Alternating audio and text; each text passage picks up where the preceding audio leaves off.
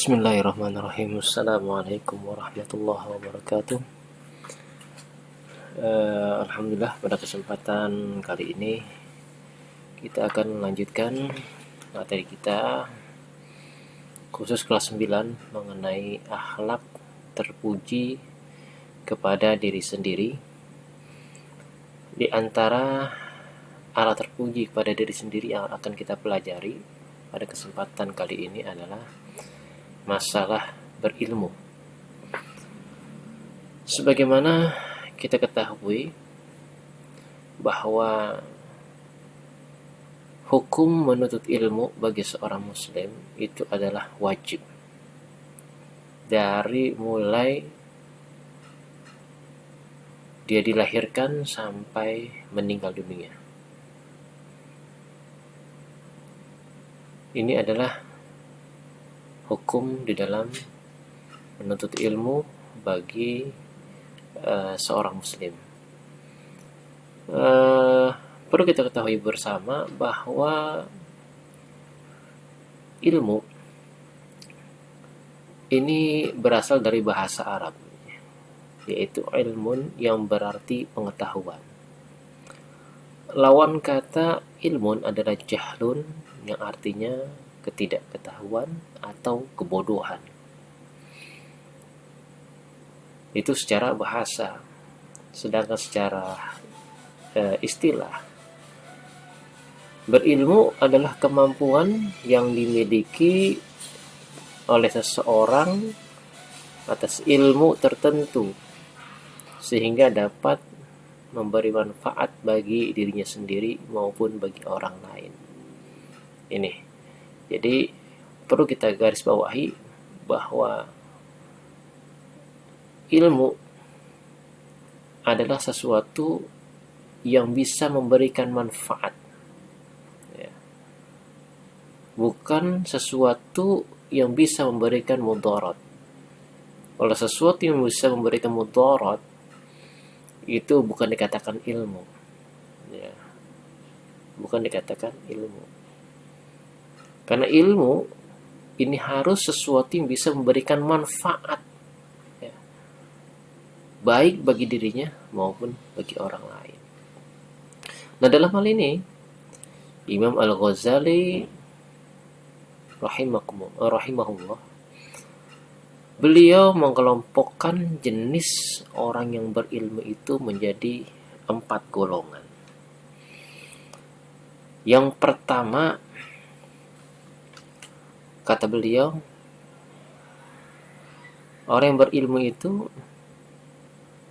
adalah orang yang tahu dan tahu bahwa dirinya tahu. Inilah orang yang berilmu yang hendaknya kita ikuti, ya. Yang kedua, orang yang tahu tapi tidak tahu kalau dirinya tahu, ya. Ini adalah orang yang diibaratkan sedang tidur dan harus diingatkan agar ia tahu. Yang ketiga, orang yang tidak tahu dan ia tahu kalau dirinya tidak tahu. Ini adalah orang yang harus dibimbing dan diajar supaya ia tahu. Yang keempat, orang yang tidak tahu dan ia tidak tahu kalau dirinya tidak tahu. Ini adalah orang bodoh yang sok tahu. Ini 4 golongan orang yang berilmu yang dikelompokkan oleh Imam Al-Ghazali, ya. Nah, untuk golongan yang pertama ini adalah mereka yang pandai berilmu, ya. Orang yang pandai atau orang yang berilmu dan dapat memanfaatkan ilmu secara baik untuk kepentingan agama dan kemanusiaan. Ini kelompok yang pertama. Kelompok yang kedua atau golongan yang kedua adalah mereka yang tergolong pandai, ya, pandai juga, ya, tergolong orang yang berilmu namun dia tidak mau atau tidak mampu memanfaatkan ilmunya secara baik. Ini. Ya. Jadi dia punya ilmu tapi tidak bisa mengamalkan. Ini. Yang ketiga, golongan yang ketiga adalah mereka yang tidak pandai atau yang tidak berilmu, tetapi dia menyadari kekurangan yang dimiliki. Ini masih bagus. Ya. Dia masih tahu kekurangan yang dimiliki oleh dirinya. Sedangkan kelompok yang keempat, golongan yang keempat ini adalah mereka yang tidak pandai, alias bodoh. Ya. Namun kelompok ini, golongan yang keempat ini, dia tidak menyadari akan tidak menyadari akan kekurangannya. Kalau kelompok yang ketiga itu, dia masih mau menyadari akan kekurangannya. Tapi kalau kelompok keempat ini, golongan yang keempat ini, dia tidak menyadari akan kekurangan yang dimiliki olehnya. Nah ini, ya, ini adalah pengelompokan orang yang berilmu menurut Imam Al-Ghazali. Nah, anak-anak yang berbahagia, lalu bagaimana dalil perintah mencari ilmu? Ya, dalil perintah untuk mencari ilmu, menuntut ilmu, sebagaimana yang terdapat dalam Quran surah Al-Mujadalah ayat 11. Bismillahirrahmanirrahim. Yarfa'illahu alladhina amanu minkum walladzina utul ilma darajat wallahu bima ta'maluna khabir. Artinya niscaya Allah Subhanahu wa taala akan mengangkat derajat orang-orang yang beriman di antara kamu dan orang-orang yang diberi ilmu beberapa derajat. Dan Allah Subhanahu wa taala Maha teliti apa yang kamu kerjakan. Ini adalah janji Allah Subhanahu wa taala. Bahwasanya orang yang berilmu itu, ya, Allah Subhanahu wa taala akan angkat derajatnya. Ini janji Allah. Ya. Nggak mungkin Allah Subhanahu wa taala tidak mengangkat derajat orang yang berilmu. Coba kita lihat almarhum Gus Dur, ya, orang yang memiliki kekurangan, ya, orang yang memiliki kekurangan, beliau tidak bisa melihat, tetapi dengan ilmu yang dia miliki, beliau bisa menjadi seorang presiden. Nah, ini adalah janji Allah Subhanahu wa taala. Ya. Kita harus yakin akan janji Allah Subhanahu wa taala. Maka dalam surah Al-Alaq ayat 1 sampai dengan 5, kita juga diperintahkan untuk menuntut ilmu. Ya, Iqra bismi rabbikal ladzi khalaq. Khalaqal insana min 'alaq. Iqra wa rabbukal akram. Alladzi 'allama bil qalam 'allamal insana ma lam ya'lam. Ini, ya, kita diperintahkan untuk membaca, ya, apakah dari buku, ya, ataukah dari alam sekitar kita. Kita baca akan ciptaan Allah Subhanahu wa taala. Nah, ini, ya,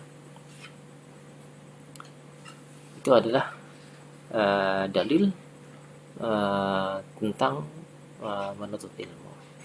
Bahkan dalam hadis Rasulullah Shallallahu Alaihi Wasallam, beliau pernah bersabda, man arada dunya fa'alaihi bil ilmi wa man arada al akhirah fa'alaihi bil ilmi wa man aradahuma fa'alaihi bil ilmi. Jadi barang siapa yang menginginkan dunia, maka itu harus dengan ilmu, dan barang siapa yang menginginkan akhirat, itu pun juga harus dengan ilmu. Dan barang siapa menginginkan kedua-duanya, dunia dan akhirat, itu pun harus dengan ilmu. Makanya ilmu itu harus dicari, harus dipelajari. Ya. Kalau kita ingin sholat, itu pun juga harus ada ilmunya. Kalau nggak ada ilmunya, maka sholat kita tidak diterima oleh Allah Subhanahu wa taala. Puasa begitu juga, ada ilmunya, harus kita cari. Jangan kita diam, sedih berbahasa, tidak mau mencari, malas. Ya. Jadi segala amal ibadah kita nantinya, puasa kita, sholat kita tidak dapat diterima oleh Allah Subhanahu wa wa ta'ala. Jadi semuanya itu ada ilmunya. Maka kita sebagai umat Islam wajib untuk menuntut ilmu. Ya. Kita ingin kaya, itu pun juga ada ilmunya. Ya. Kita ingin kehidupan kita bahagia di dunia, itu pun ada ilmunya. Man arada dunia fa'alai bil ilmi, itu dengan ilmu kita. Kalau kita menginginkan dunia, menginginkan akhirat, begitu juga harus dengan ilmu. Nah ini, anak-anak sudah berbahagia. Kemudian apa sih ciri-ciri orang yang berilmu? Ciri-ciri orang yang berilmu, ya, dalam Islam dijelaskan. Yang pertama, dia itu selalu belajar dan menambah ilmu pengetahuannya. Ya, jadi ilmu yang dimiliki dia itu merasa kurang. Terus ya, dia cari lagi untuk menambah ilmu pengetahuan. Nah, kemudian cirinya yang kedua adalah menjaga ilmu yang dimiliki. Alias kalau dia sudah memiliki ilmu, maka dia harus bisa mengamalkan dari ilmu yang dia miliki. Kemudian yang ketiga, ciri orang berilmu adalah bijaksana dalam mengambil keputusan. Tidak sembrono. Ya, semuanya diambil dengan kebijaksanaan. Kenapa? Karena dia memiliki ilmu. Kalau orang yang tidak memiliki ilmu, dia tidak akan bisa dan tidak akan mampu untuk mengambil keputusan secara bijaksana. Dan yang keempat, ciri orang yang berilmu adalah menjadi teladan di lingkungannya. Dan masih banyak lagi ciri-ciri orang yang berilmu. Itu adalah ciri orang yang berilmu. Kemudian perilaku orang yang berilmu itu seperti apa? Perilaku orang yang berilmu, yang pertama adalah mau mengamalkan ilmunya tanpa pamrih. Nah ini, ya, orang yang memiliki ilmu itu dia tidak akan segan-segan untuk memberikan, untuk mentransfer ilmu yang dia miliki. Kemudian dia berusaha memperdalam dan memperluas ilmu yang dimilikinya. Jadi tidak sampai di situ saja, ya. Tapi terus dia cari, dia kembangkan, dia tambah lagi ilmu yang dimilikinya. Ini. Kemudian perilaku orang yang berilmu juga bergaul dengan orang-orang yang soleh. Orang yang soleh memiliki ilmu. Yang keempat, memanfaatkan waktu luang, mendekatkan diri kepada Allah Subhanahu wa Ta'ala. Nah ini yang penting, ya. Kita harus dapat mendekatkan diri kita kepada Allah Subhanahu wa Ta'ala. Agar supaya apa? Agar supaya ilmu yang kita miliki ini betul-betul mendapatkan keridhaan dari Allah Subhanahu wa Ta'ala. Nah, kemudian dampak positif dari berilmu, dampak positifnya adalah berguna bagi dirinya sendiri dan orang lain. Yang kedua, hidup lebih tenang dan terarah. Ya. Kenapa? Karena orang yang memiliki ilmu, hidupnya akan lebih tenang dan terarah. Ini udah pasti. Ya, karena dia memiliki ilmu. Ya. Kemudian yang ketiga, memperoleh derajat yang tinggi di sisi Allah Subhanahu wa Ta'ala, sebagaimana janji Allah tadi, yarfa'illahu alladhina amanu minkum walladzina utul ilma darajat. Ya. Yang keempat, wawasan berpikir semakin luas dan jauh dari sikap mudah putus asa. Ini, ya, kalau orang yang memiliki ilmu, ya, maka visi dan misinya, ya, jauh ke depan, ya, pandangannya lebih luas, tidak sempit. Ya, orang yang berilmu dimanapun dia hidup, dimanapun dia berada, dia akan hidup. Lain dengan orang yang tidak berilmu, ya, maka sulit baginya untuk sulit bagi dia untuk dapat hidup lebih tenang dan lebih terarah. Ya mungkin ini saja yang dapat Bapak sampaikan, ya, mengenai akhlak terpuji pada diri sendiri yang hari ini kita belajar. Yang pertama adalah berilmu. Mungkin pada kesempatan minggu yang akan datang akan kita lanjutkan pada akhlak terpuji yang lainnya. Ya, semoga ini semua dapat bermanfaat untuk diri kita semua, sehingga kita mau terus menambah wawasan kita, ilmu kita. Jangan berhenti sampai di sini, terus gali, terus cari, sehingga diri kita lebih berkembang dan lebih maju. Akhir kata, billahi taufiq wal hidayah. Wassalamualaikum warahmatullahi wabarakatuh.